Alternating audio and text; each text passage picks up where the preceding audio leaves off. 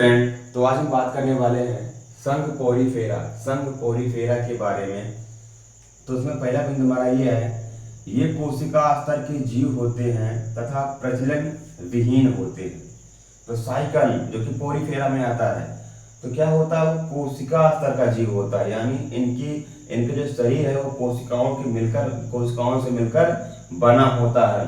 लेकिन ये ऐसी कोशिका होती हैं जो आपस में मिलकर ऊतक का निर्माण नहीं करती हैं।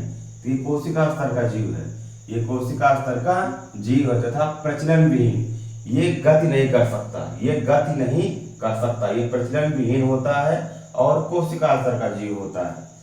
सेकंड हमारा है, अधिकांश जातियां पतली, लंबी, बेलनाकार, चपटी तथा गुलदस्ता नुमा होती हैं। तो इसकी अधिकांश जातियां पतली, लंबी, बेलनाकार और गुलदस्ते के समान होती हैं। और ये मैक्सिमम ये समुद्री जीव होते हैं, पानी वाले, ये पानी में ही पाए जाते हैं। ये शाखित जंतु पत्थरों की शिलाओं पर चिपके हुए पाए जाते हैं।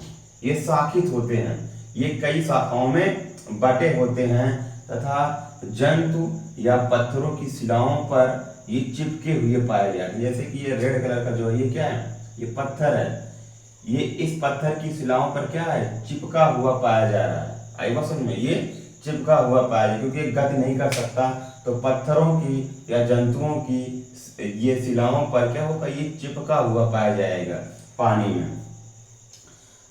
नेक्स्ट पॉइंट हमारा है, इनका शरीर विभिन्न रंगों का होता है। ये इनका शरीर कैसा होता है, विभिन्न रंगों का होता है, ये कलरफुल होते हैं। इनकी कोशिकाओं में श्रम विभाजन होता है। जो इनकी कोशिकाओं में होता है वो कैसा विभाजन होता है, श्रम विभाजन, यानी इनकी कोशिकाओं का अलग अलग कार्य होता है और ये कोशिकाएं अलग अलग कार्य मिलकर करती हैं, तो उसी को क्या बोलते हैं, हम श्रम विभाजन बोलते हैं। तो इनकी कोशिकाओं में कैसा विभाजन होता है, श्रम विभाजन होता है। इनमें प्रजनन अलैंगिक कलिका उत्पादन तथा लैंगिक युग्मक कोशिकाओं द्वारा होता है। जिनमें प्रजनन होता है वो कलिका उत्पादन से होता है, जैसे यहाँ पर कलिकाएं निकल रही है ना, ये टूटकर एक नए जीव का निर्माण करेंगे। तो जो इनमें प्रजनन होता है अलैंगिक, वो कलिका उत्पादन से होता है, और लैंगिक होता है इसमें प्रजनन, तो वो होता है युग्मक कोशिकाओं द्वारा। आई बात समझ में, तो फिर से एक बार समझेंगे। तो